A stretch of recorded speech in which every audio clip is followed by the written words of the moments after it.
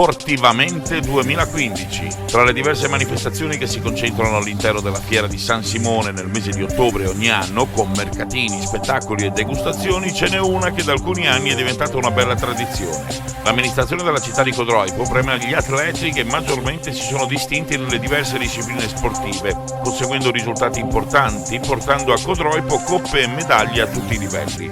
Sono stati ricordati i risultati ottenuti da Mizzao, Furlan, Cudin, Pittacolo e tutti gli altri atleti e le associazioni sportive che, grazie alle pregevoli strutture dedicate allo sport, hanno avuto occasione di esprimere le loro potenzialità, conquistando titoli e ruoli importanti. Sportivamente 2015, una tradizione che si rinnova nel segno dello sport e soprattutto del benstare, perché Codroipo vanta una tradizione di campioni e non solo nell'ambito sportivo, dai più piccini ai più grandi. Abbiamo qui con noi l'assessore provinciale Bettino Govetto, che ringraziamo sempre con piacere perché viene molto spesso a trovarci in quanto assessore con delega allo sport ma anche uomo di sport.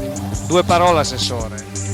Il sindaco un attimo fa mi ha detto che a Codroipo lo sport non è un'opinione ma una bellissima realtà, e oggi ho potuto toccare con mano questa grande realtà, tante associazioni, tanto volontariato e tanti ragazzi che credono nello sport, sostenuti naturalmente dalle loro famiglie ma anche dall'amministrazione che crede in questa realtà. Complimenti veramente. Brevissimo commento anch'io alla giornata di oggi, emozionante. 120 associazioni, tutte presenti, tutte con la voglia di esserci e con la necessità e la voglia di far vedere quanto buon lavoro in un anno hanno fatto. È stata una bellissima giornata e grazie, un grazie particolare di nuovo a tutti coloro che ci danno una mano con lo sport. Grazie.